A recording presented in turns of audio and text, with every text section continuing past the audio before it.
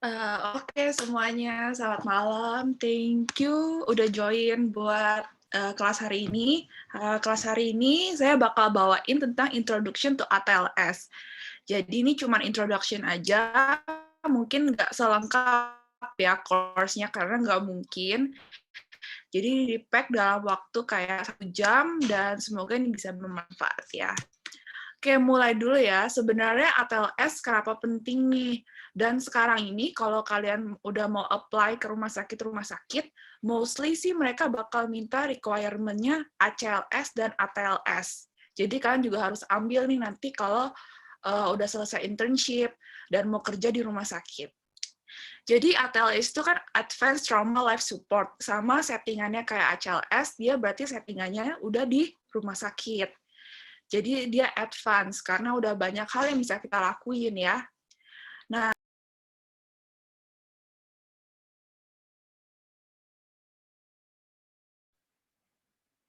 Oke, baik.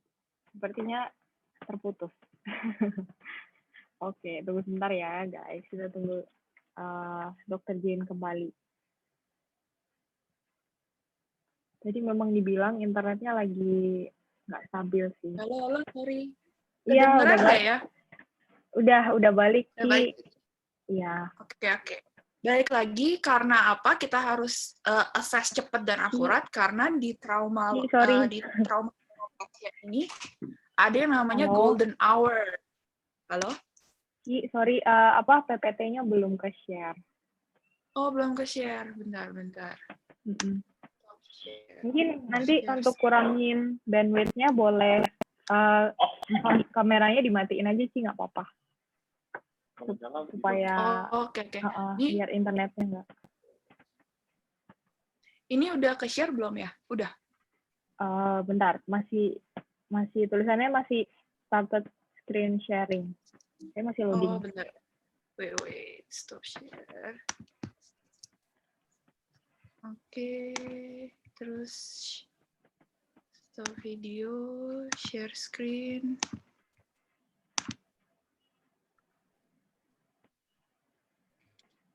Oke, udah kelihatan. Oke, udah mantap sih. Halo? Ya, Halo? jelas. Ya, jelas sih. Silakan. Halo? Udah kelihatan ya? Oke, sorry banget nih, kayak emang internetnya lagi unstable. Nah, jadi kayak cepet aja dia, pokoknya kita nih di ATLS ini diajarin nih buat kita tuh milah-milah sebenarnya rumah sakit kita atau fasilitas kesehatan yang kita lagi di tempat.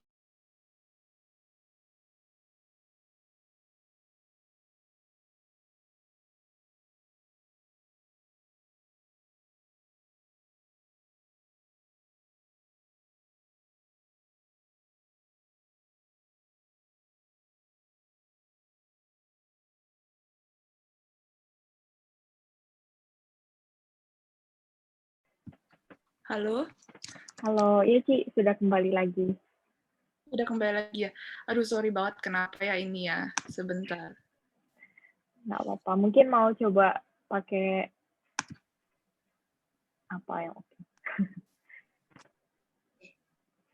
Intinya gitu ya. Jadi kita tuh mau mastiin kalau tempat kita bekerja tuh sebenarnya mampu nggak sih nanganin pasien-pasien trauma tertentu.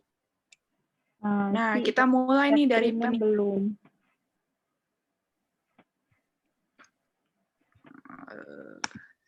Ini ada saran nih Ci dari Jason Gautama. Katanya coba ya, double device. Satunya share screen, satunya mic. Jadi pakai HP gitu ya, mic-nya mungkin bisa. Oke, coba ya. Ya. Sorry ya teman-teman, coba ya, teman-teman. Kita tunggu sebentar.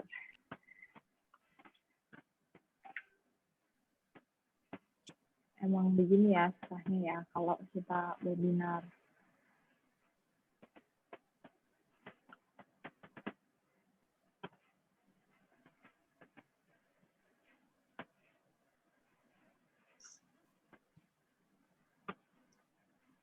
Oke, udah masuk ya, Lan? Udah? Apanya Ci? Oh ini nih baru masuk. Oke, udah.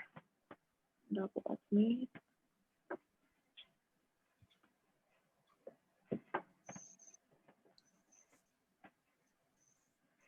Recording in progress. Halo, halo. Yes, Ke- udah. Oke, kedengaran ya. Iya. Oke, sekarang share screen. Ini share screen-nya juga kelihatan? Share screen-nya belum, Ci.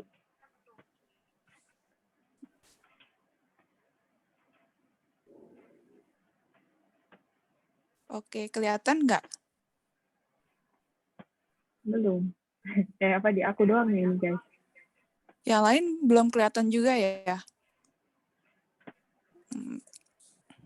Belum.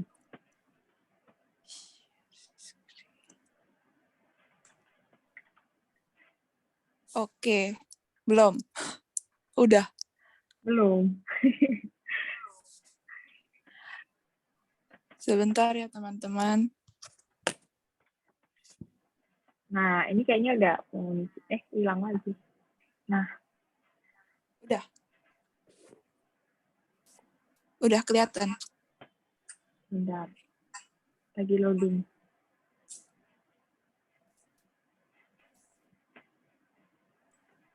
Nah, mantap. Udah, Ci.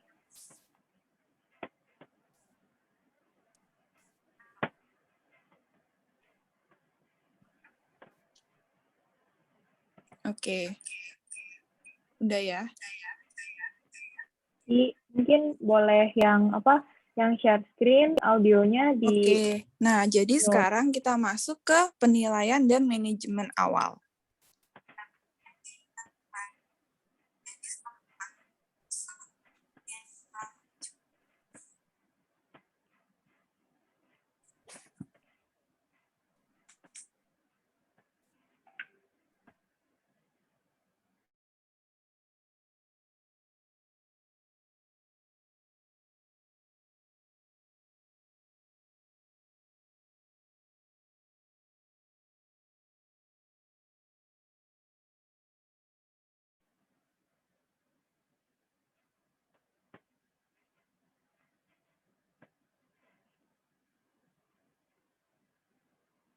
Halo.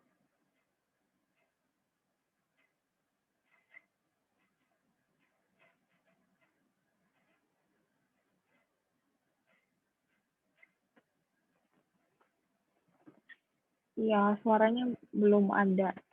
Nih, Sidit, sebentar ya. Coba. Sorry ya, kayaknya karena masalah internet nih.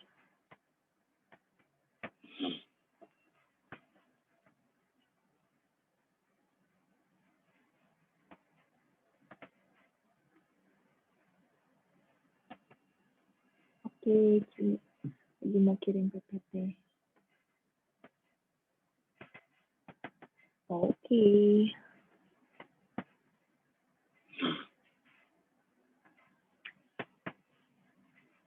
Iya, sebenarnya ATLS ini kita nanti setelah dokter umum, kita bakal ambil kursusnya gitu ya.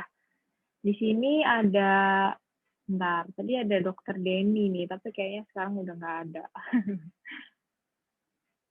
Jadi mungkin hari ini kita, makanya judulnya kan Introduction to ATLS gitu ya. Jadi hari ini kita bakal belajar apa namanya, prinsip-prinsip awalnya dulu, tapi nanti tetap kita bakal belajar lebih lanjut di kursus itu. Nanti mungkin boleh tanya-tanya ya guys, kayak kapan sih sebenarnya harusnya kita ambil kursus ini, terus apa aja yang bakal dipelajarin lebih lengkap gitu. Terus berapa harganya, karena katanya lumayan mahal ya buat ATLS ini. Oke, sebentar ya guys. Ini lagi diusahakan.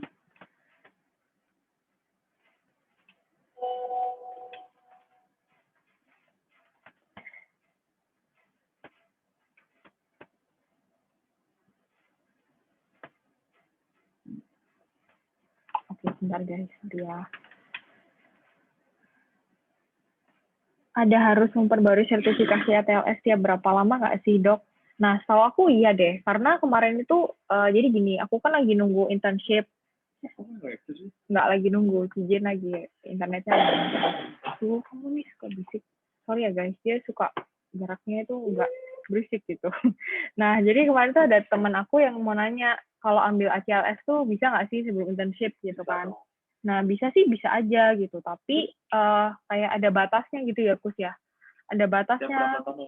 Nah, tiap berapa tahun harus di-renew. Makanya, iya, karena biasanya kan sertifikasi ACLS itu kan diperluin buat syarat kerja ya. Kadang misalnya mau kerja di rumah sakit gitu. Kayak misalnya nih dokter Jen kita hari ini itu tadi baru sharing lagi kerja di rumah sakit Siloam Semanggi. Nah, itu kan pasti ada syaratnya kayak misal orang dokter yang punya sertifikasi ATLS dan ACLS itu pasti akan lebih lebih punya nilai plus gitu ya buat bisa bekerja di situ. Nah, makanya dia ada waktunya gitu, kalau nggak salah 2 tahun deh ya.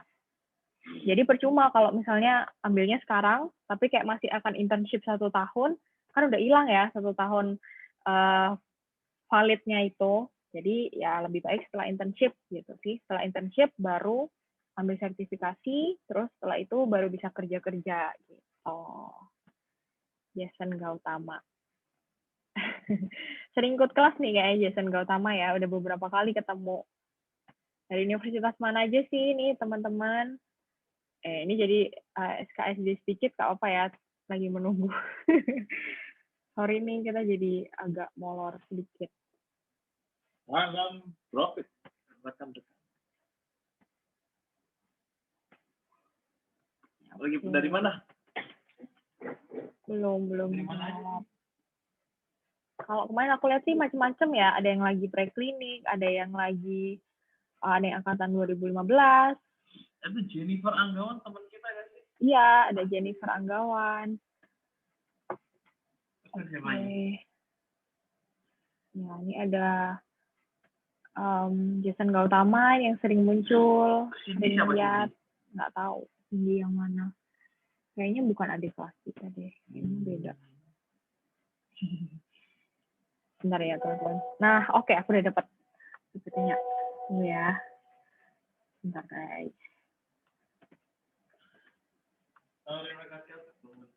Ini udah.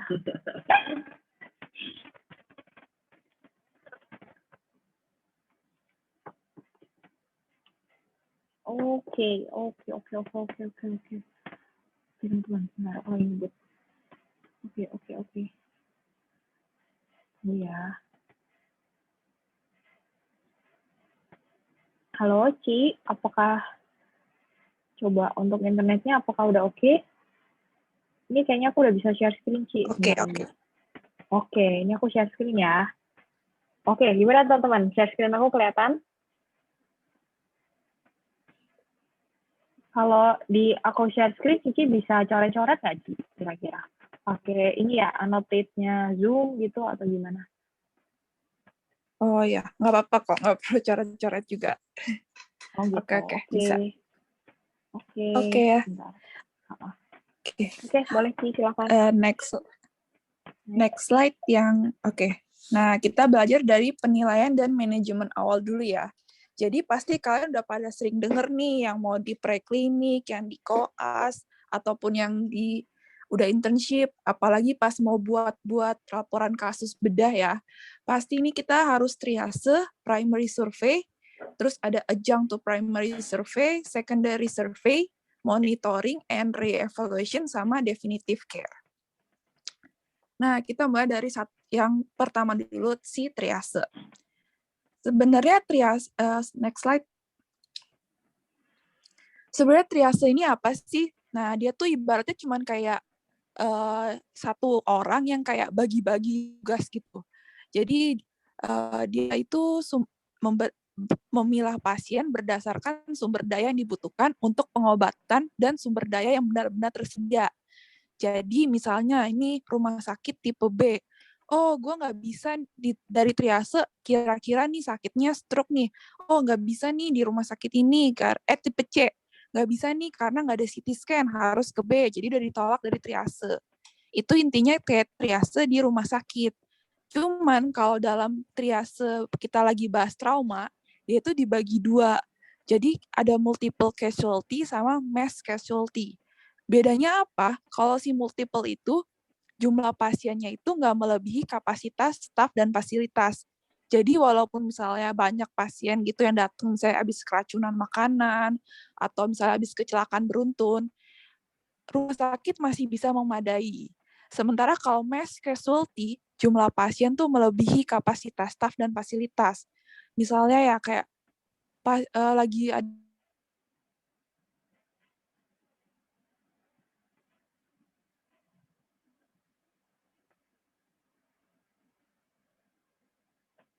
Nah, misalnya kayak ada lagi pos gempa bumi nih.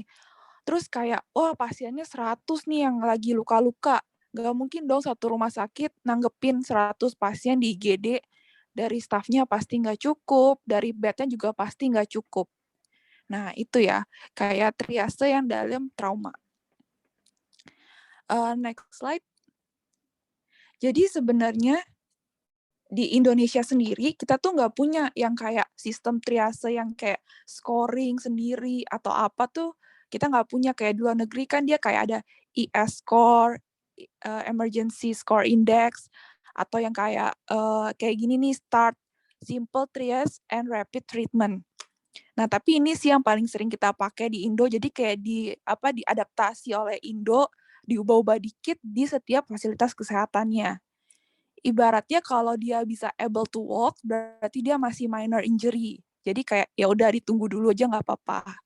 Terus kalau dia udah kayak nggak ada nafas, nggak ada apa, ya udah itu udah meninggal kan, apnu code black, maksudnya dia pakai yang kalung-kalung warna hitam. Tapi kalau seandainya ada yang delay sama immediate, jadi kalau seandainya kita lihat nih ke pasiennya, dari spontaneous breathing-nya ada nggak, respiratory rate-nya gimana, perfusion-nya gimana, mental statusnya gimana. Dia ini masuk kategori delay yang bisa ditunggu tapi urgent, atau immediate, dia harus kita tanganin segera. Ini harus penanganan segera, kalau nggak ini pasien bisa berujung ke prognosis yang lebih buruk. Nah, kalau balik lagi ke triage yang tadi, multiple sama mass, kalau multiple kan staff kita masih memadai ya, otomatis kita treat berdasarkan dia triasenya apa. Kalau merah ya kita treat dulu, kalau kuning nyantar dulu, atau yang hijau nanti dulu lah. Tapi kalau kita berhubungan dengan mass casualty, otomatis kita harus prioritaskan nih, mana sih yang kemungkinan untuk survive-nya lebih tinggi, survival rate-nya lebih tinggi. Jadi pasti kita pergi ke hijau dulu, kalau nggak kuning dulu. Baru nanti yang ke butuh penanganan yang lebih lama. Karena kan kalau merah biasanya kita butuh kayak misalnya trauma terbuka, fraktur terbuka femur gitu. Itu kan mesti stabilisasi, terus habis itu mesti kita transfusi, kita mesti kontrol hemorrhagic control-nya. Jadi lebih ribet lah dibandingkan dengan pasien-pasien yang kayak cuman dislokasi atau seandainya laserasi gitu-gitu ya. Oke, next slide. Pasti kalian udah sering banget nih dengar A, B, C, D, E. Tapi emang ini penting banget untuk di setiap kasus trauma. Jadi urutannya berdasarkan airway dulu, sama restriction of cervical spine, breathing dan ventilation, baru circulation and hemorrhagic control, disability exposure. Ibaratnya kan primary survey kita kayak, oh kita belum tahu pasiennya apa-apa, jadi kita sambil periksa kan. Tapi dia stimulan berbarengan dengan kita treat. Jadi sambil kita periksa, sambil kita treat juga. Nah, next slide. Kalau kalian udah makin lama, dalam 10 detik pertama kita udah harus bisa nilai nih. Kita identifikasi diri kita sendiri dulu kan, kayak, selamat siang Pak, saya dokter ini yang jaga ini, Bapak namanya siapa? Jadi kita tanya dulu, ini pasien ada responsnya nggak? Bisa tepuk-tepuk atau dipanggil aja. Dan menanyakan apa yang terjadi. Dari 10 detik ini kita bisa lihat, dia ada respons nggak? Nah, kalau yang kita mau kan pasti respon yang tepat tuh, dia bisa ngomong dan bisa dalam bentuk satu kalimat, dan kalimatnya itu pun dapat dipahami oleh kita gitu. Nggak yang nggak nyambung gitu. Artinya apa? Otomatis kalau dia bisa bicara, dia airway-nya clear. Jadi nggak ada hambatan, nggak ada gangguan di jalan nafasnya. Dan kalau dia bisa ngomong satu kalimat, otomatis dia pernafasannya nggak terganggu. Karena nih orang mau ngomong aja bisa gitu dalam satu kalimat. Dan juga kalau dia ngomongnya nyambung terus, artinya tingkat kesadarannya kan masih oke nih. Mungkin perfusi ke otaknya ini masih baik gitu. Karena kan memang yang golden hour itu kita takutkan kan memang cerebral perfusionnya itu kurang bagus kan, makanya jadi prognosisnya jelek. Jadi kita juga mau nilai dari 3 hal ini. Oke, next slide. Nah, kita kan yang pertama airway maintenance dan restriksi of cervical spine.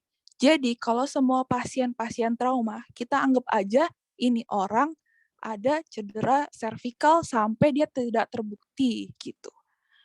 Jadi kita harus pasang pada khususnya nih pada pasien-pasien yang penurunan kesadaran, ada trauma di maksilofasial, terus dia ada jejas di atas suprakalvikula. Terus habis itu trauma-trauma yang seperti jatuh dari ketinggian, kecelakaan kendaraan, atau kecelakaan dengan kecepatan yang tinggi. Jadi kita harus pasang dari cervical spine-nya. Dan ini memang kalau kita pasang collar neck ya, harus ada yang menstabilisasi dulu nih. Kayak di gambar itu ya, kayak harus ada orang yang menstabilisasi, habis itu kita pasang collar neck. Karena pasang collar neck untuk pertama kali pasti kayak cukup sulit ya, apalagi kan mesti ngukur-ngukur dulu gitu.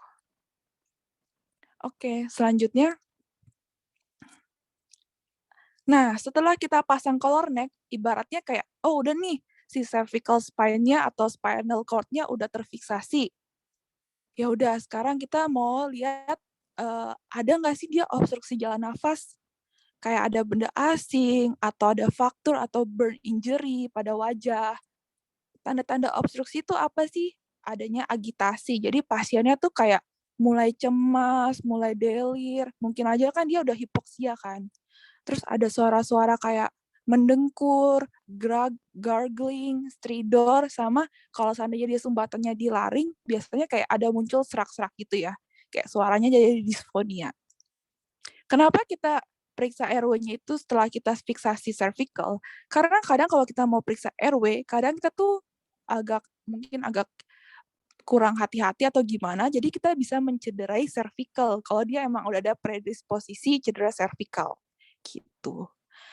Nah, kenapa kita airway yang pertama di pasien trauma? Karena dari kehilangan potensi dari airway ini bisa menyebabkan kematian dalam hitungan menit.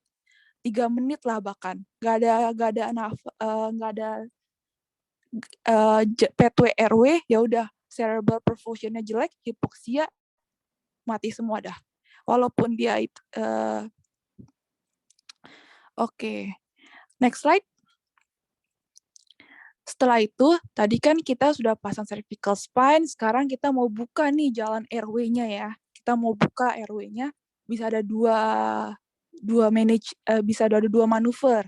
Yang pertama jaw thrust, seperti yang kayak di gambar yang kedua tuh yang lebih kanan ya. Itu kalau seandainya kita ada curiga cedera cervical, jadi ibaratnya kita cuman buka aja gitu. Nah, kalau head tilt chin lift, ya berarti kita kayak gambar yang pertama. Kita angkat head tilt-nya, chin-nya juga kita angkat biar kita membuka jalan nafas. Nah, kalau kita kan nggak mungkin dong pegang terus-terusan nih pasien buat pertahanan jalan nafas, kita pegangin manuver jaw thrust atau chin lift terus. Pasti kan capek kan? Jadi kita punya alat bantu nih namanya oropharyngeal airway atau yang kadang-kadang disebutnya dengan Goodle. Nah, Goodle ini kan kita masukin ya suatu alat itu ke dalam mulut kan, ke dalam oropharyngeal. Pasti kan ada kalau pasiennya sadar atau ada refleks muntah tuh pasti dimuntahin karena pasti sakit. Jadi OPA ini dipakai untuk pasien-pasien yang nggak sadar, nggak memiliki refleks muntah atau nggak ada fraktur cribriform plate. Kalau kalian lihat di situ di gambar yang pertama yang gede itu ada cara ngehitung OPA, ukuran OPA untuk pasien-pasien. Jadi dari tepi mulut, bibir, sampai ke bawah dari ujung telinga. Kita harus tepat nih ukurannya, karena kalau terlalu kecil, otomatis nanti ngelukain lidah.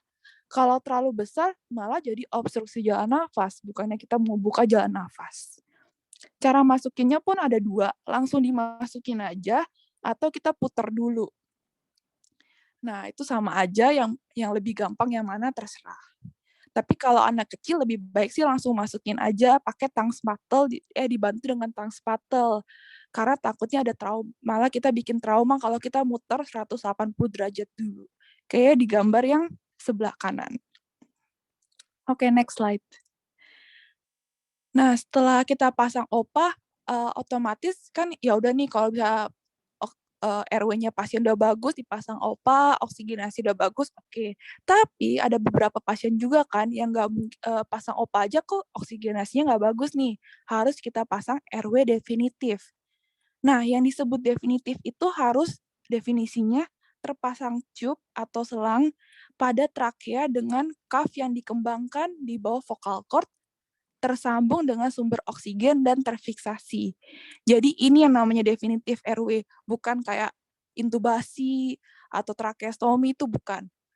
Intinya pokoknya terpasang tube pada trakea dan balonnya dikembangkan, terus tersambung dengan sumber oksigen. Indikasinya apa sih? Yang pasti kan nggak mampu untuk mempertahankan jalan nafas kan. Kayak ada cedera inhalasi, fraktur wajah, atau hematoma di retrofaring. Terus ketidakmampuan untuk mempertahankan si oksigenasi. Dan sama yang terakhir, GCS-nya kurang dari 9. Otomatis kan nih pasien nggak sadar. Mungkin drive dia untuk bernafas juga nggak ada ya. Jadi kita harus mempertahankan juga melindungi jalan nafas bagian bawah dari aspirasi darah atau muntahan. Oke, itu sebenarnya yang kanan itu kayak tabel-tabel yang rinciannya apa sih sebenarnya yang butuh indikasi dari RW definitif ini. Lanjut. Seperti yang tadi dibilang kan berarti RW definitif ada yang intubasi endotrakeal, ada surgical cricotiroidotomy, sama tracheostomy.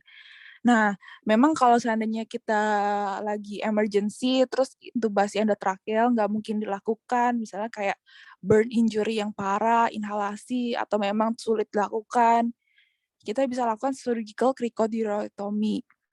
Ini caranya ya pasti kalian palpate dulu thyroid notch-nya, terus kayak ada bendungan dikit di bawah, diraba. Ini kayak kita jadinya raba-rabanya pakai tangan ya, beneran pakai tangan jari doang gitu.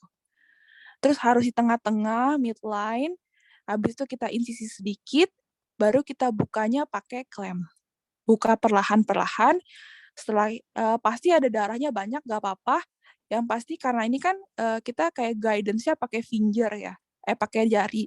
Jadi walaupun perdalannya banyak, kita masukin aja jari kita, nanti berasa ada kayak membrannya yang mana, barulah kita slice di situ, kita buka, kita masukin selangnya. Oke, lanjut. Nah, untuk breathing dan ventilation, untuk pasien-pasien trauma ini, udah kalian kasih langsung yang high flow aja. Jadi berikan oksigennya sekitar 10 liter per menit. Karena kan pasti lagi trauma, tubuh, apalagi yang multiple trauma, tubuh lagi membutuhkan oksigen yang banyak nih. Jadi langsung kasih aja yang high flow. Terus walaupun memang di ATLS baru nggak ada yang look, feel, move lagi karena bikin terlalu lama ya, tapi nggak apa, kita lihat secara sekilas aja. Kayak kan masalah-masalah di breathing and ventilation ini banyak nih.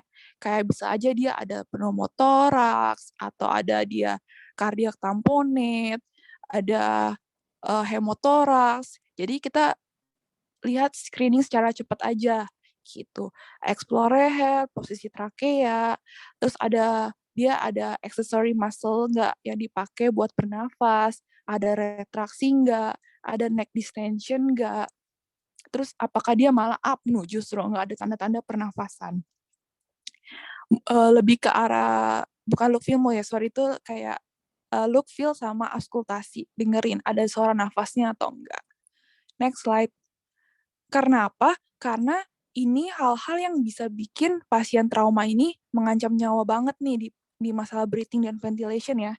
Hemotoraks masif, yaitu terkumpulnya lebih dari 1.500 mili darah, kayak gambar gitu ya, yang menekan parunya. Kemudian ada open pneumothorax, tension pneumothorax. Nah, flaches, sama pulmonary contusion ini sebenarnya dia yang indikasi hampir mengancam nyawa. Jadi kayak impending gitu. Belum yang kayak jadi kayak kalau ketemu belum yang kayak sepanik ketemu tension pneumothorax. Gitu. Oke, next slide. Nah, sekarang bahas dikit aja nih ya, tension pneumothorax ini pasti sering banget dibahas di ATLS. Jadinya kan kalau bedanya tension sama pneumothorax biasa, dia itu biasanya udah absen breath sound. Jadi benar-benar suara nafasnya udah nggak ada trakea deviasi, udah kayak air hunger, jadi kayak pasiennya menggap-menggap banget, kayak sesek banget. Terus udah ada vena leher yang terdistensi.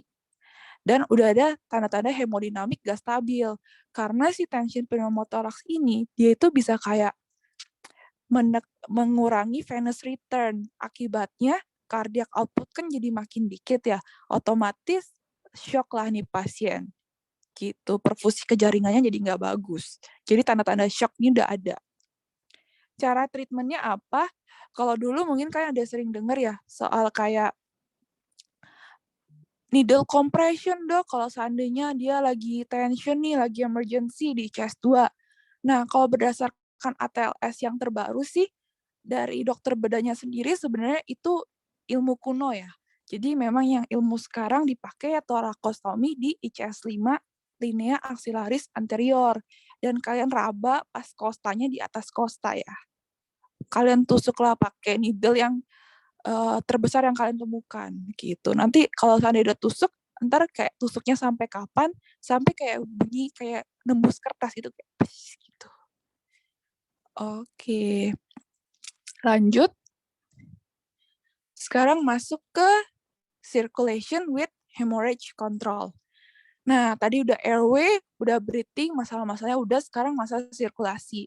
Otomatis pasien trauma, pasti kan sering banget nih dengar, oh perdarahan nih. Karena dia ada suatu hal yang jaringan luka, pasti bikin perdarahan. Area utama ini yang paling sering perdarahan internal, kayak pasiennya kayak nggak ada jejas deh, tapi kok nih orang shock-shock terus ya, mungkin aja nih perdarahan internal. Yang paling sering tuh di bagian dada, perut, retroperitoneum, panggul, dan tulang-tulang panjang. Nah, tanda-tandanya apa sih, Pak? Pasti kalian udah pada tahu semua sih. Yang pasti pertama tuh takikardi. Jadi pertama kali pasien shock, tandanya pasti takikardi. Jadi kalau udah mulai pasien-pasien takikardi nih, udah mulai curiga nih ada apa. Apalagi di pasien-pasien trauma.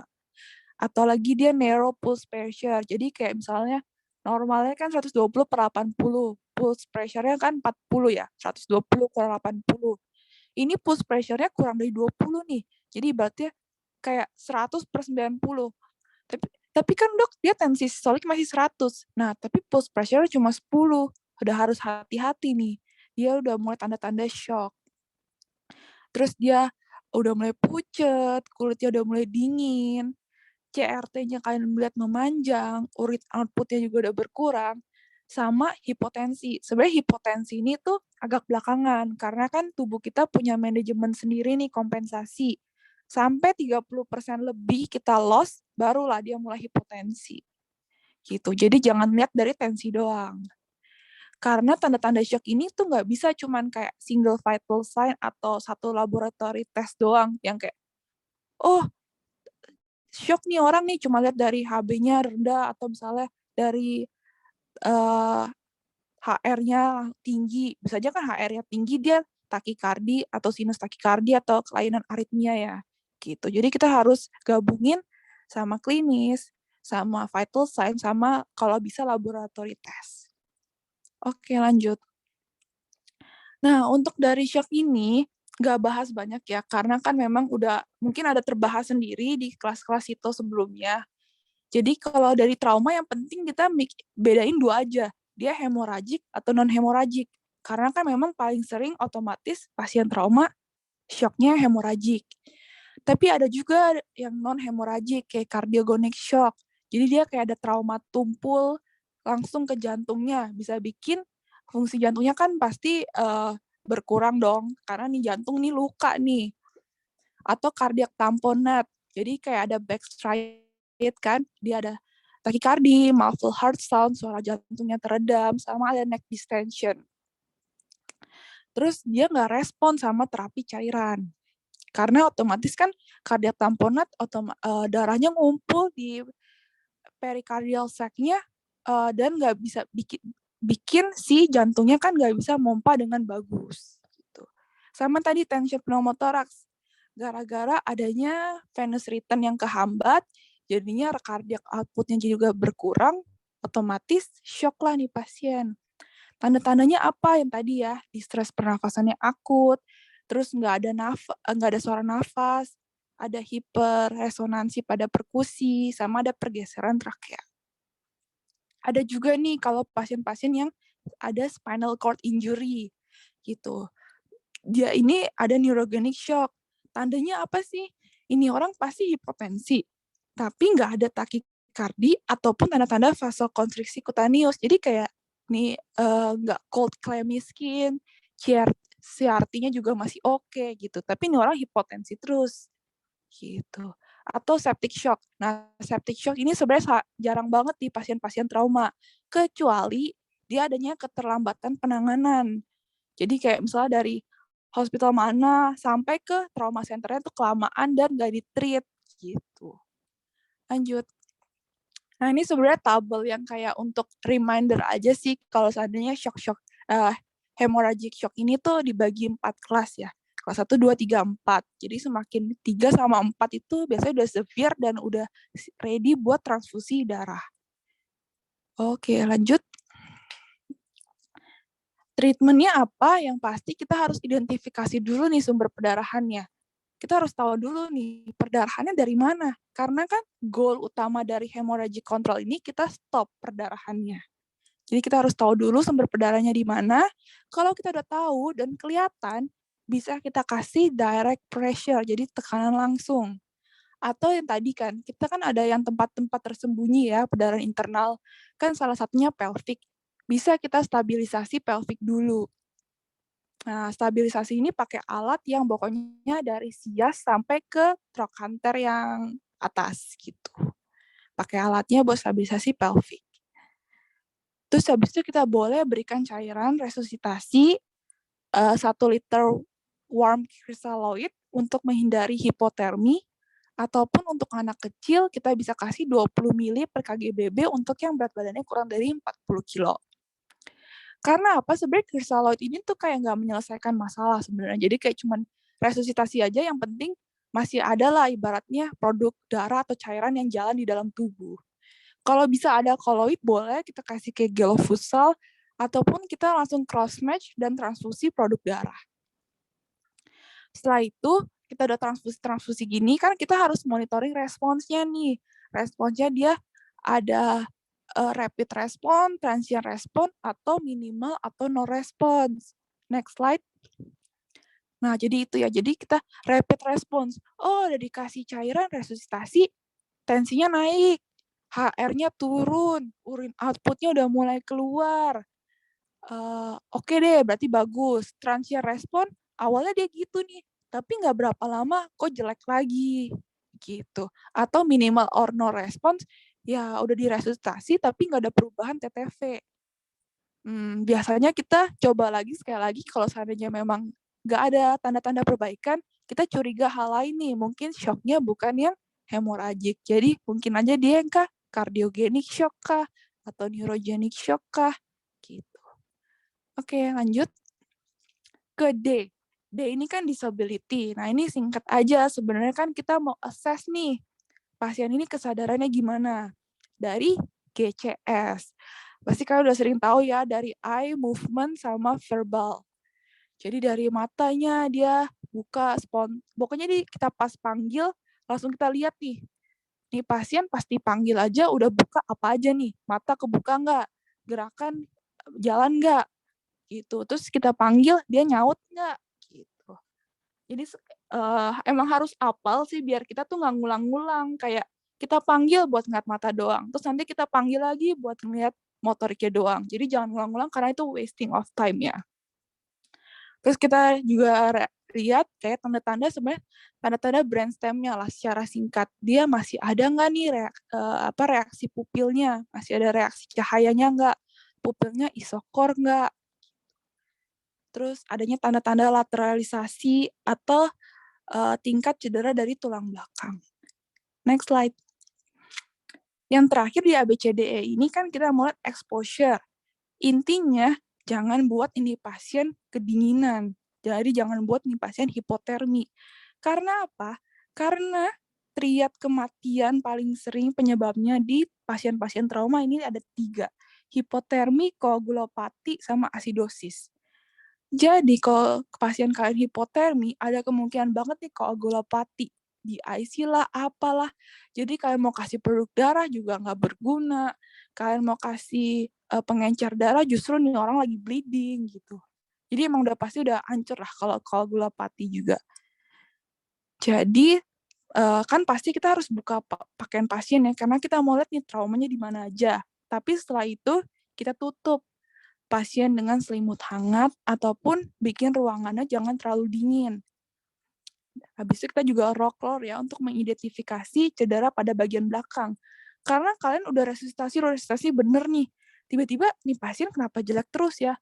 Oh, ternyata kalian lupa lock roll. Pas di lock roll, ada penetrating trauma di punggung. Nah, kan nggak ketahuan telat, penanganan telat kan sayang juga. Oke, lanjut.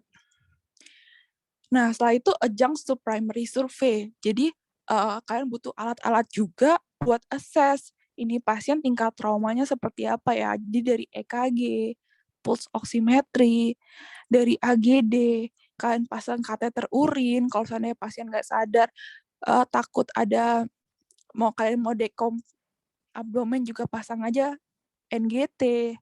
Terus tadi ya, karena ada pendarahan-pendarahan internal, jadi minimal kalian ada chest X-ray, C-spine, pelvis, sama USG fast atau DPL.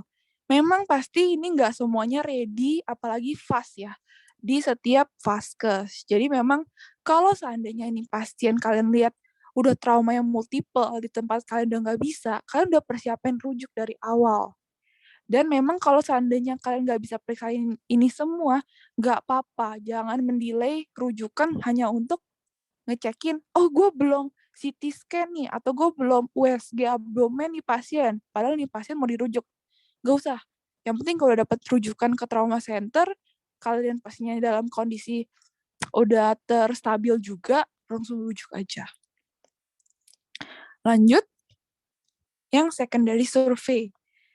Nah, jadi dari secondary survey ini kita ibaratnya kita primary survey kan kita periksa sambil stabilisasi.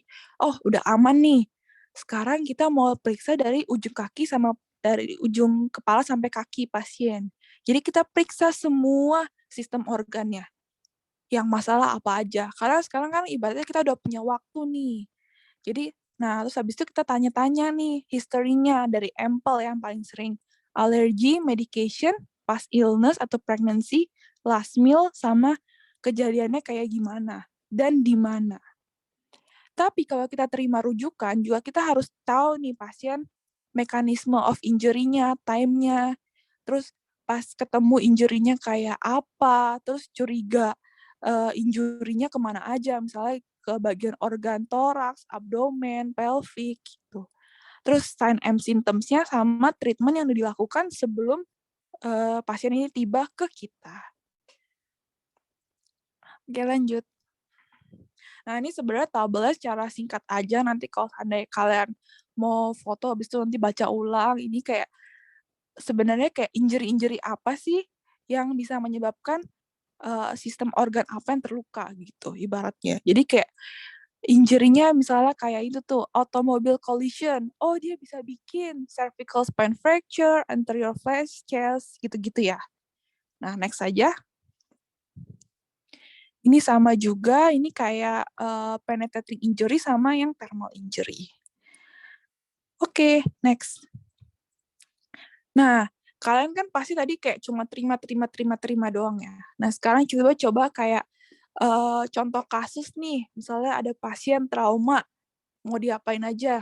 Nah, gak apa-apa, Kita jawabnya bareng-bareng aja di kolom chat boleh ya. Senarionya gini, jadi ada cowok 18 tahun. Dia ini gak pakai seat belt, kecelakaan, mobil nabrak pohon. Nah, pas kejadian gini, tadi dari injury-nya gak tahu yang luka apa aja. Sign and symptoms-nya juga gak tahu apa aja nih gejala-gejalanya dia. Terus treatment-nya dia udah dinaikin ke ambulans, dikasih oksigen, terus dikasih IV, sama ada dikasih spinal motion restricted on long spine board. Nah, setelah itu next slide. Sekarang, kalau kan kalian udah terima tadi cuma sekilas doang ya tadi. Dari MIST, dari si paramedik, ibaratnya Indonesia punya paramedik lah. Yang jalan maksudnya. Ada sih, cuman yang nggak gitu jalan juga sih. Kayak pertanyaan pertama, mau diapain nih pasiennya pas datang? Apa aja sih yang perlu kita assess? Terus apa aja informasi yang kita harus tahu untuk kita bisa siap-siap. Oh nih pasien harus persiapan misalnya USG fast, siapin tempat X-ray atau siapin cairan, siapin transfusi darah atau apa. Terus dari cerita tadi doang, kemungkinan injury-nya apa aja sih yang dialami oleh pasien? Gitu.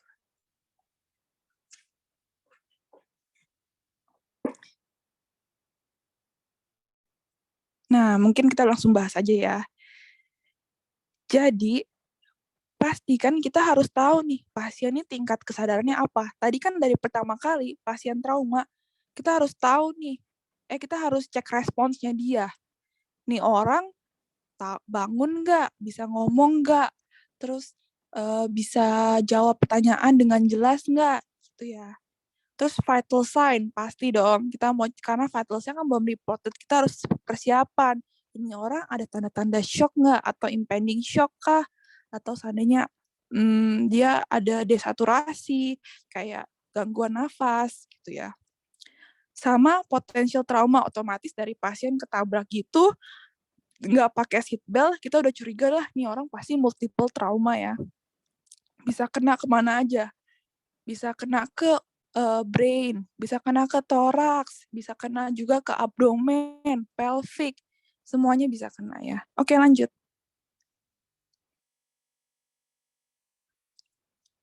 Nah, pas dateng nih orang paramediknya, dia bilang pasiennya lethargic nih, terus ngomong-ngomongnya nggak jelas, nggak bisa kedengeran. Terus abis itu pasiennya juga ada injury di bagian muka.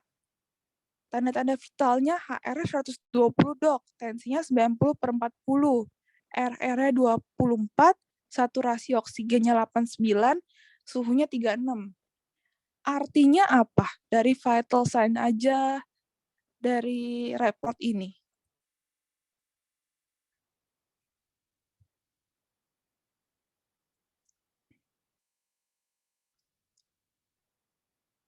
Next slide. Nah, bisa kita lihat ya, pasti balik lagi ke ABCDE. Jadi kita assess dulu. Dari A, otomatis dia ada facial trauma nih. Jadi bisa aja airway-nya nggak clear. Karena dia ada mumbling incoherently. Berarti dia nggak bisa ngomong secara jelas. Terus dari breathing-nya, oh dia ada decreased breath sound. Sama di L-chest-nya no visible neck veins. Oh kemungkinan bisa aja trauma torak nih. Trauma di toraksik. Bisa aja dia ada pneumotoraks. Tapi nggak ada visible neck veins. Mungkin belum tension. Yang C, ada minimal bleeding. Ternyata dia ada luka terbuka, fraktur femur di kiri. Terus di bagian kiri dadanya juga ada bruise ya. Jadi kayak ada lebam sama mungkin aja dia ada possible pelvic fracture. Tadi kan yang dari tempat-tempat perdarahan internal. Terus D-nya nih. Oh, kita kan mulai dari GCS-nya. Dia localized to pain with upper extremity. Moans to painful stimuli. Nggak open mata. Berarti kan nggak bisa open mata, eye-nya 1. Movement-nya dia localized to pain with upper extremity. Berarti dia bisa masih localized, bisa 4 atau 5.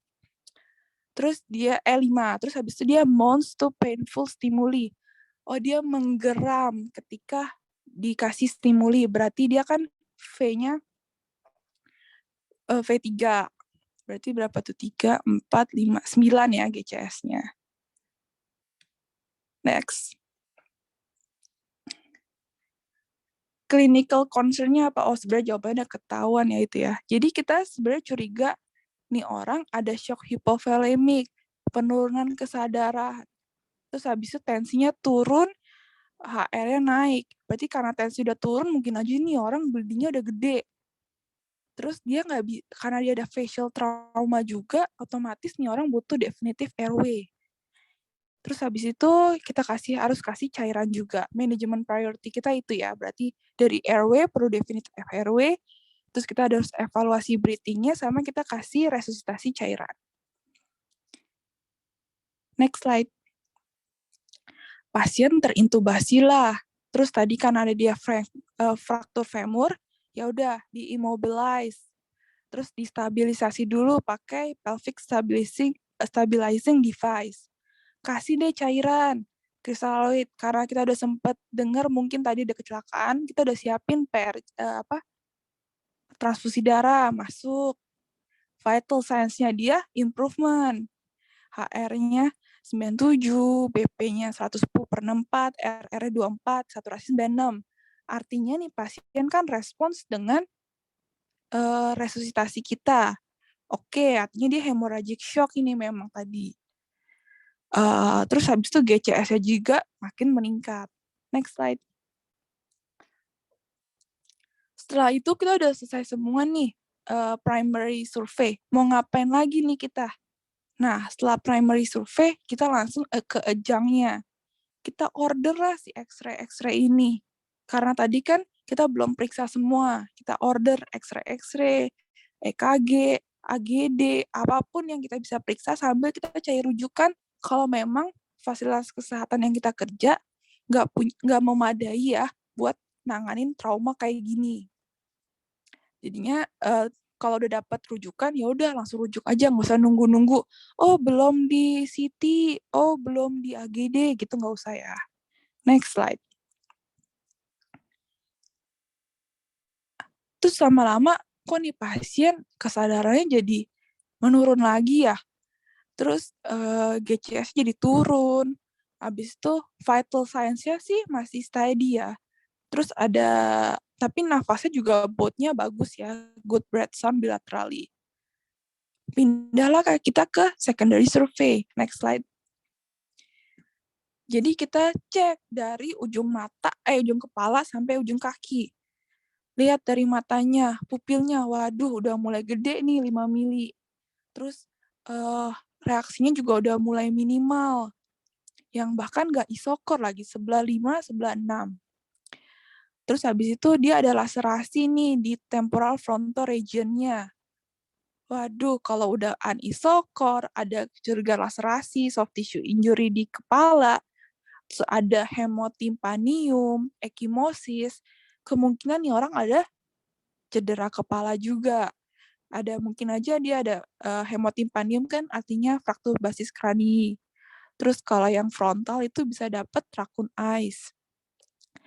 Jadi kita mau ngapain nih kalau ada cedera kepala nih? Ya udah kita evaluasi lagi airway-nya, breathing-nya, circulation-nya. Habis itu sambil kan kita cari rujukan, boleh kalau mau CT scan kita mau lihat ada perdarahannya sebesar apa, ada perdarahan atau enggak, atau cuma memang laserasi aja.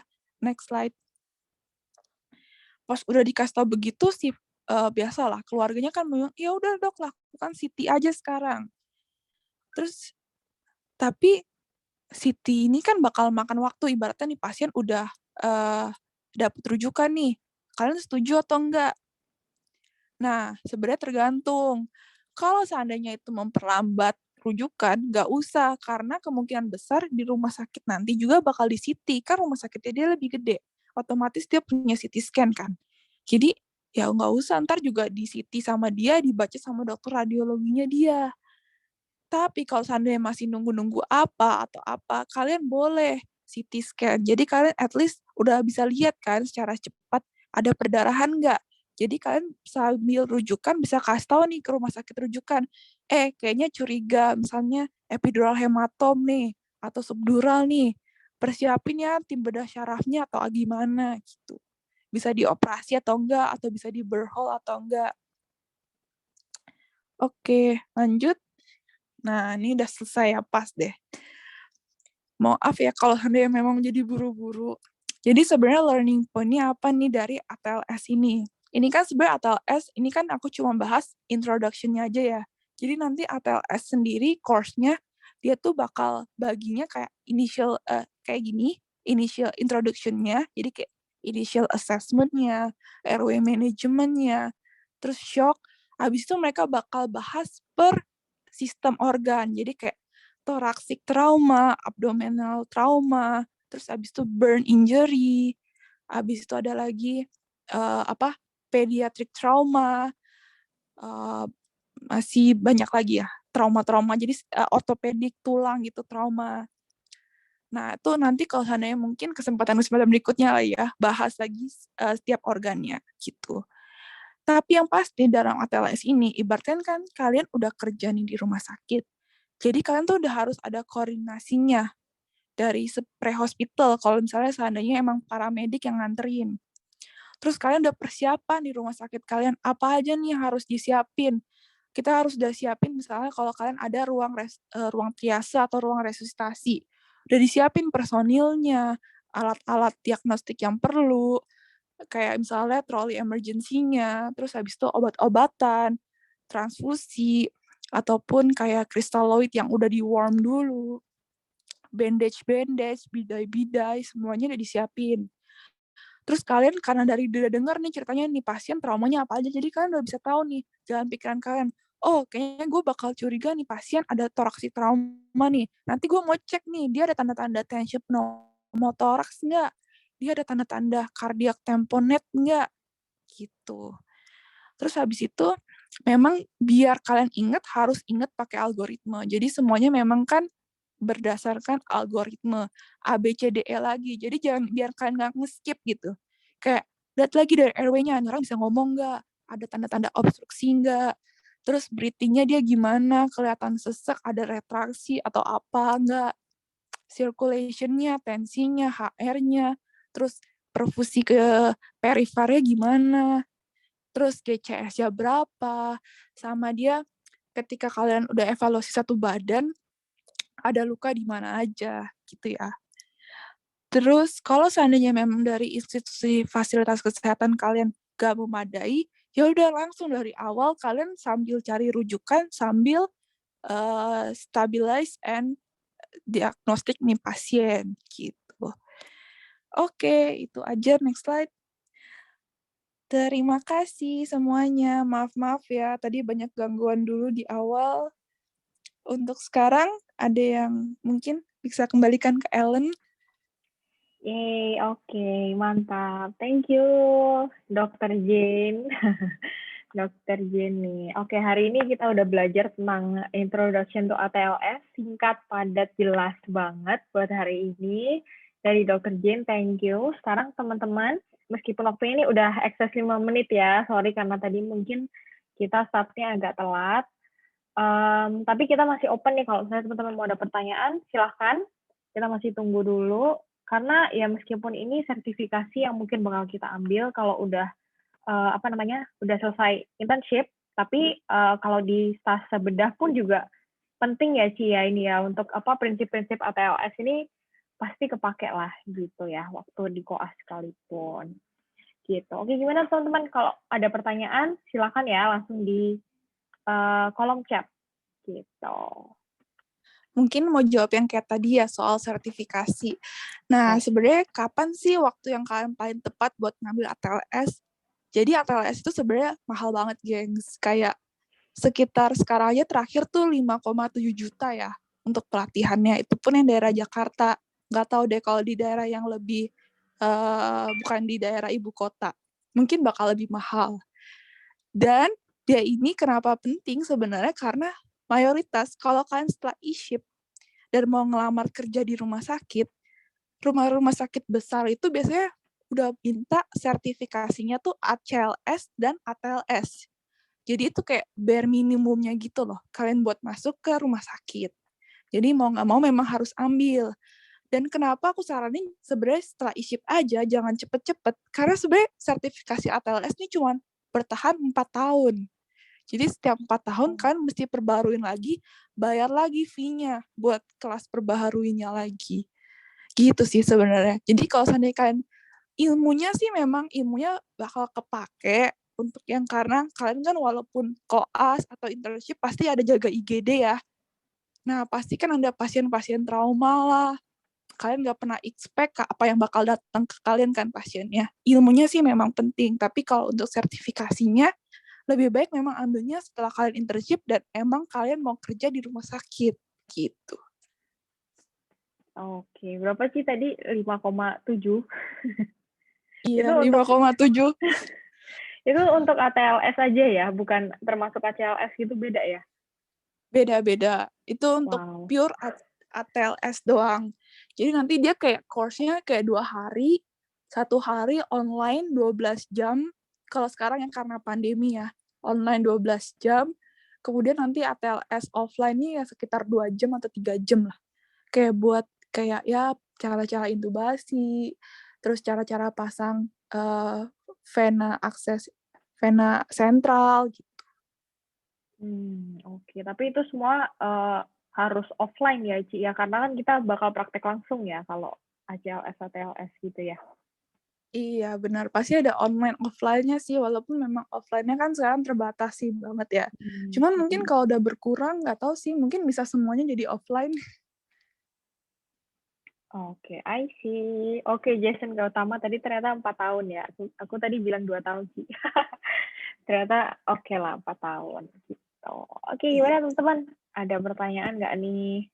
Sambil nunggu pertanyaan, itu aku di chat, aku ada kirim feedback form buat minta tolong untuk kalian isi.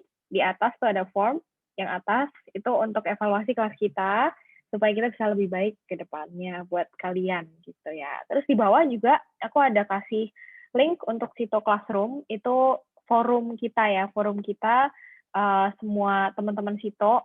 Jadi di situ kita sering share info, kemudian juga sering banyak ada yang tanya tentang kasus apapun, biasanya kita saling jawab lah, saling kasih ilmu lah di situ, biar kita bisa sharing bareng-bareng gitu. Oke, iya Jason gak tahu, hehe gak apa-apa katanya.